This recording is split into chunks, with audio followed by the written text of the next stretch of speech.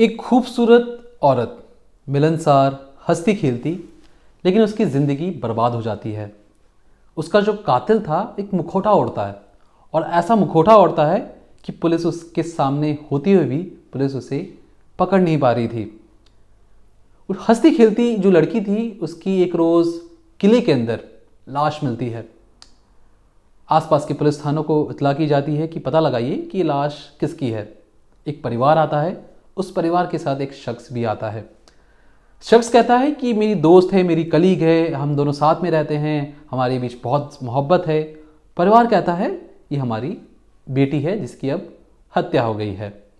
Postmortem report जब सामने आती है तो पता लगता है कि उस महिला का गला दबाकर हत्या कर दिया गया है। कौन थी महिला और इस महिला का कातिल कौन था जो पुलिस की आंखों के सामने होते हुए भी पुलिस से कोसों दूर था? दरअसल ये जो पूरी कहानी जो मैं आपको आज सुनाऊंगा, ये एक कहानी है महाराष्ट्र के पुणे से। यहाँ पे एक महिला है, नाम है अर्चना सांगले। अर्चना सांगले बचपन से मिलनसार, हंसती खेलती, उछलती कूदती और हर किसी से मिलनसार किस्म की लड़की थी। जवानी आते आते खूबसूरत हुई तो परिवार ने सोचा कि क्यों ना बेटी का ब्याह करवा दिया जाए। बेटी की ब्याह के लिए आसपास के इलाकों में या कहें दूसरे शहरों में भी लड़के तलाशना शुरू कर दिया गया। परिवार को कामयाबी मिली। परिवार को नौकरी पेशा एक लड़का मिला। खानदान अच्छा था, परिवार अच्छा पैसा कमाता था, खुद लड़का भी बहुत ज़्यादा शरीफ था। अब अर्चना और इस लड़के की शादी हो जाती है। अब नई नई शादी थी, नया नया प्यार था, प्यार का खुमार परवान चढ़ रहा था।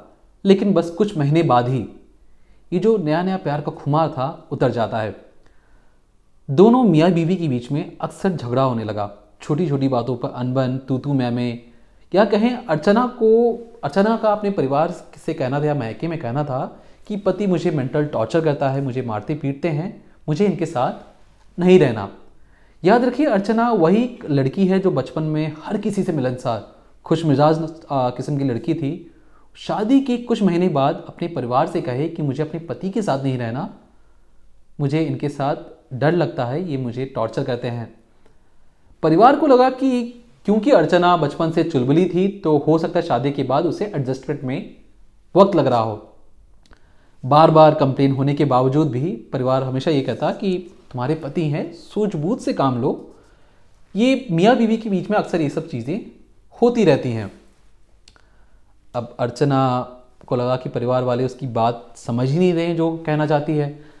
जो उसका माहौल था मायके में, उससे बिल्कुल अलग उसे माहौल मिला अपने पति के साथ।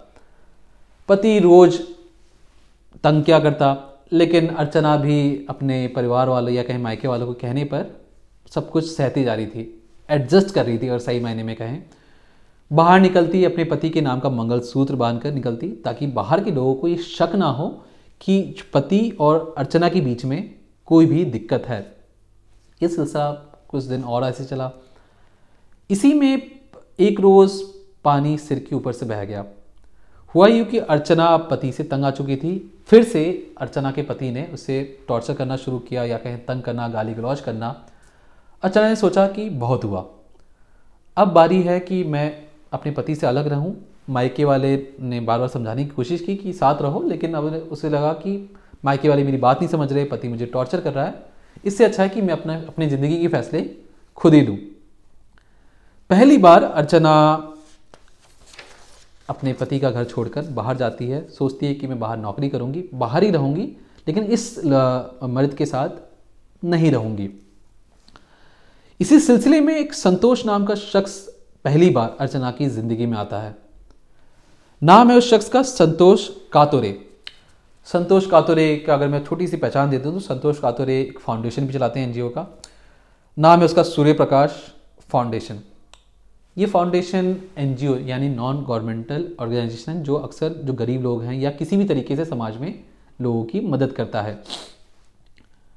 इसमें अर्चना की दोस्ती संतोष से हो जाती है। संतोष एज अ कलीग उसे एनजीओ में काम भी दिलवा देता है। अब काम करते करते संतोष और जो अर्चना है उनके बीच में दोस्ती और गहरी हो जाती है। पहले तो ऑफिस कलीग थे, फिर दोस्त बनते हैं और गहरी दोस्ती होती है। अब ये गहरी दोस्ती धीरे धीरे मोहब्बत में बदलने लगी थी।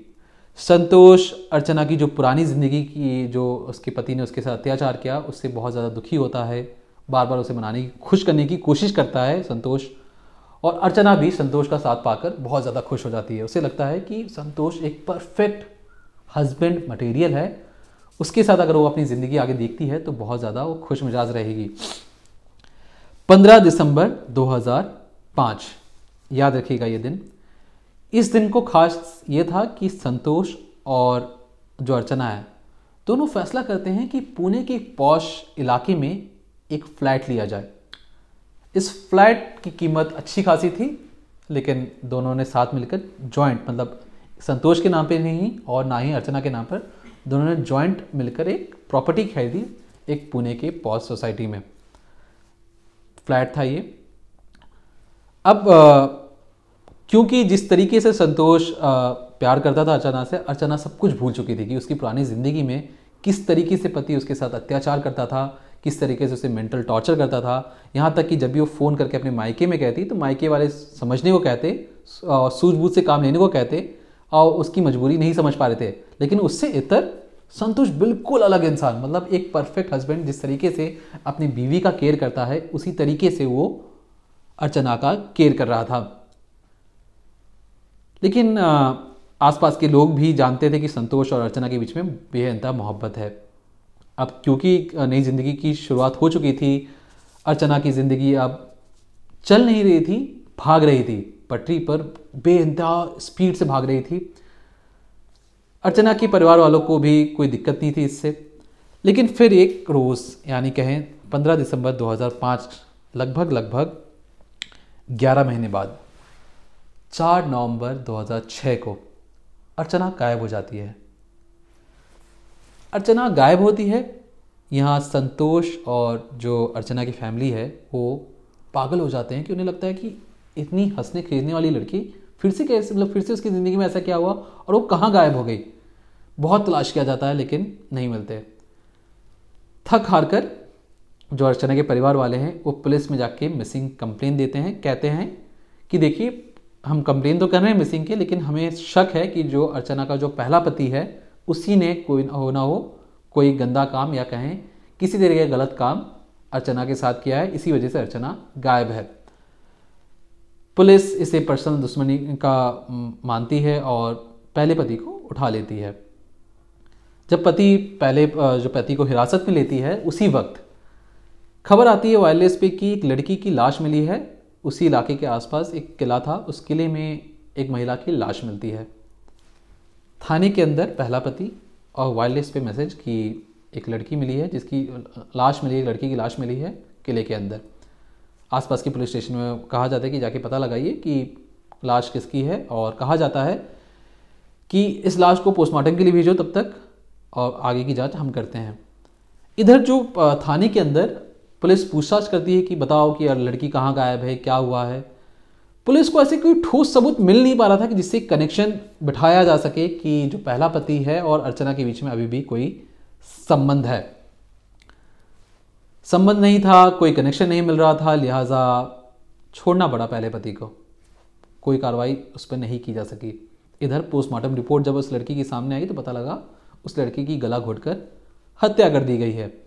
अब संतोष और अर्चना के परिवार वाले उस लाश की शिनाख्त करने के लिए जाते हैं। पता लगता है ये अर्चना की लाश है।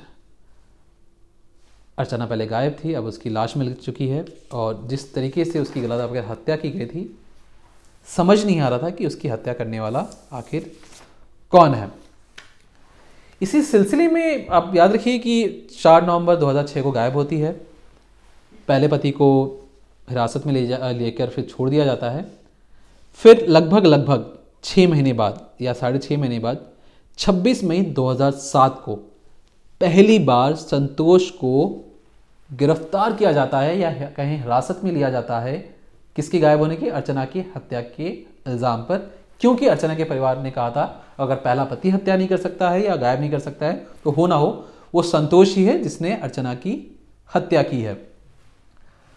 अब संतोष का कहना था कि देखिए, मैं तो इस केस में आगे बढ़कर आप लोगों की मदद करना चाहता हूं। बाकायदा उस पुलिस स्टेशन में जाता है, कहता है कि आप मेरे पर जो इल्ज़ाम लगा रहे हैं मैं बेकसूर हूं, आपके पास ऐसी कोई सबूत ही नहीं है। हम दोनों बेइंतहा मोहब्बत करते थे, हम दोनों ने बाकायदा फ्लैट लिया है, एनजीओ में काम करते थे। ये पहले पति का काम हो सकता है क्योंकि पहले पति से उसकी अनबन थी। पुलिस जांच करती है, जो संतोष जहां उन्होंने फ्लैट लिया था उसके आसपास के इलाकों में पड़ोसियों से पूछताछ करती है। कोई ऐसा ठोस सबूत मिल नहीं पा रहा था संतोष के खिलाफ। यहाँ तक कि एनजीओ में भी जाके पता करवाया जाता है, कहीं भी हर जगह ये बात जरूर मिली कि जो संतोष है और अर्चना के बीच में बहुत ज़्यादा प्यार है, एक दूसरे से के लिए वो जान छिड़कते हैं। अब पुलिस के हाथ कुछ नहीं, फिर से 6 महीने हो चुके हैं, एक लड़की की लाश मिली है, पहले पति को छोड़ दिया या कोई कनेक्शन नहीं मिल रहा। तो संतोष जो उसका सबसे करीबी था वो भी उसके खिलाफ भी कोई कनेक्शन नहीं मिल रहा है, लिहाजा अब संतोष को भी छोड़ना पड़ा। अब एक के बाद एक कई लोगों को छोड़ा जा रहा है। इसी सिलसिले में अब कई बार जो अर्चना की फैमिली थी वो पुलिस स्टेशन के चक्कर लगा रही थी। अब पुलिस स्टेशन के चक्कर लगाते लगाते वो थक चुके थे, उन्हें समझ नहीं आ रहा था कि पुलिस कोई कार्रवाई क्यों नहीं कर रही है। अब पुलिस की प्रॉब्लम देखिए तो पुलिस को कोई ऐसा सुराग या कहीं कोई भी एक सबूत मिल जाता जिसको पकड़ के वो पूरे सिरे को सुलझा सकती थी, ऐसा कोई सिरा नजर ही नहीं आ रहा था। पुलिस सिर्फ अंधेरे में तीर मार रही थी, अगर कोई तीर लगता तो वो कोई कार्रवाई कर सकती थी। पुलिस अब सोचने लगी कि इस जो अर्चना है उसका कातिल कौन है, उसका कत्ल क्यों हुआ, क्या कोई पर्सनल दुश्मनी थी, और उसको मारने वाले शख्स ने उसे किले में ही क्यों छुपाया, क्या इसके पीछे कोई साजिश या कहीं कोई रहस्य तो नहीं है। जवाब तो था नहीं, लिहाजा ये जो पूरा जो मामला था ठंडे बस्ते में जाने लगा। 4 नवंबर 2006 को एक लड़की लापता हुई, उसकी खबर अब लाश मिल चुकी थी, पहले पति ने मना कर चुका था, जो उसके साथ रहने वाला जो दूसरा शख्स था उसका भी कोई कनेक्शन नहीं मिल रहा था। पुलिस ने सोचा कि क्यों ना अब इस मामले को ठंडे बस्ते में डाल दिया जाए। फिर लगभग 6 साल बाद 6 फरवरी 2012 पुलिस के सामने एक फर्जीवाड़े का केस सामने आता है।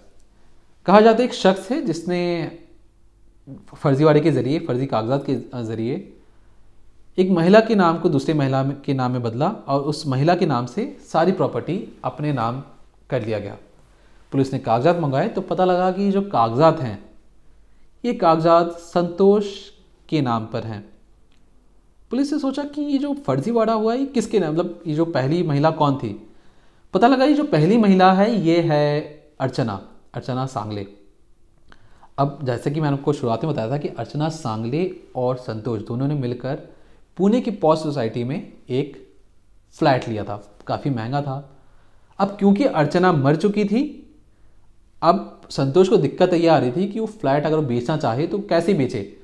याद रखिए कि प्रॉपर्टी की रेट्स बहुत ज़्यादा बढ़ने लगे थे उस वक्त। रेट जो 6 साल पहले जो रेट था, 6 साल के बाद दुगने से भी ज़्यादा रकम संतोष को मिल रही थी। लेकिन संतोष का दिक्कत ये थी कि अर्चना मर चुकी थी, तो कायदे से जो प्रॉपर्टी के दोनों मालिक हैं उन दोनों के नाम ज़रूरी हैं। तो उसने धोखाधड़ी कर पहले अर्चना का नाम उससे हटवाया, किसी और महिला का नाम डलवाया और उस महिला के जरिए पूरी प्रॉपर्टी अपने नाम करवा ली। पुलिस ने फर्जीवाड़े को तो समझ लिया, लेकिन वो जानना चाह रही थी कि जो पहली महिला है वो कहाँ है। तो पुलिस का दिमाग ठनकता है। पुलिस को याद आता है कि आज से 6 साल पहले कोई महिला थी जिसकी गला घोटकर हत्या कर दी गई थी। पुलिस पुरानी फाइल को दोबारा खोलती है। अब इस पुरानी फाइल को 6 फरवरी 2012 को ये मामला आया था, उसके बाद यानी लगभग 10 साल बाद, 6 फरवरी 2012 के बाद भी 17 जनवरी 2017, 4 नवंबर 2006 और जो दूसरी तारीख है वो है 17 जनवरी 2017, लगभग 10 साल बाद पता लगता है कि संतोष ही उसका कातिल था। संतोष जो अपना गुनाह कबूलता है तो पुलिस के भी पसीने छूट जाते हैं। संतोष कहता है कि देखिए, हमने जो पॉश सोसाइटी में फ्लैट लिया था दोनों ने साथ मिलकर, उसमें से बड़ी रकम खुद अर्चना ने दी थी और जो बाकी की रकम उसने मैनेज करके किसी तरीके से फ्लैट ले लिया था। अब क्योंकि प्रॉपर्टी के रेट्स बढ़ रहे थे तो संतोष को लगा कि क्यों ना इस फ्लैट को बेच के मोटा मुनाफा कमाया जाए। अब जैसा कि जो अर्चना का बचपन से सपना था कि एक आलीशान ज़िंदगी हो, कोठी हो, कार हो, तो इस अपने सपने को बेचना नहीं चाहती थी, या कहें उस कोठी को या उस फ्लैट को बेचना नहीं चाहती थी। लेकिन संतोष बार बार दबाव बना रहा था कि तुम इस फ्लैट को बेच दो, इससे बहुत मोटा मुनाफा आएगा, हमने जितने में खरीदा है उससे दुगना कीमत, उसकी दुगनी कीमत हमें मिल रही है। लेकिन बार बार अर्चना मना कर दे रही थी। अर्चना की मना करना संतोष को इस कदर गुस्सा दिला रहा था कि उस समय समझ नहीं आ रहा था कि अर्चना का करे तो करे क्या। उसने एक प्लान बनाया कि कोल्हापुर में एक मंदिर है, वहाँ से कहेगा कि चलो दर्शन के लिए चलते हैं, और बाकायदा अर्चना तैयार भी हो जाती है। दोनों कार से कोल्हापुर के एक मंदिर में दर्शन के लिए जाते हैं, पूजा पाठ करते हैं। पूजा पाठ करके दोबारा गाड़ी में से वापस आने की तैयारी में थे। अब जो कोल्हापुर का जो रास्ता है उस मंदिर तक जाने का और मंदिर से वापस आने का, बीच में कई सुनसान सड़कें हैं या कई सुनसान जगह हैं। वहाँ मौका देखकर संतोष ने अर्चना का गला दबाकर उसकी हत्या कर दी। अब क्योंकि एक लाश गाड़ी में थी और कोई भी अगर देखता तो संतोष को दिक्कत आ सकती थी, उसने बाकायदा ले जाकर इस कार को एक किले के पास रोका और वहाँ पर लाश को ठिकाने लगा दिया। मकसद ये था कि इस पुराने किले के आसपास तो कोई आएगा नहीं जिससे किसी को पता चले कि हत्या एक महिला की हो चुकी है। दोबारा वो संतोष अपने घर जाता है 4 नवंबर 2006 की रोज़ और कहता है कि देखिए अरे वो तो गायब हो चुकी है, हमें तो दिक्कत है, पता नहीं कहाँ गायब हो गई, पता लगाने की कोशिश की जाए। संतोष आगे बढ़कर हर जगह पुलिस से कहता कि अरे पता लगाइए कि कहाँ गई अर्चना। खुद जो परिवार वाले हैं अर्चना के, उनसे भी ज़्यादा कंपटीशन कहें कि आगे बढ़ कर कूद कर कह रहा था कि पुलिस अपना काम ठीक से नहीं कर रही है। लेकिन जब 10 साल बाद पता लगा कि जो कातिल है वो कातिल खुद एक संतोष है, पुलिस ने जांच आगे की तो पता लगा कि संतोष एनजीओ तो चलाता ही था, लेकिन वो पर्दे के पीछे सेक्स रैकेट का धंधा भी करता था। अब जो कातिल है उसका सारा फर्जीवाड़ा सामने आ चुका था। कातिल भले ही कितने मुखौटे पहने, लेकिन सच छिपाए नहीं छिपता।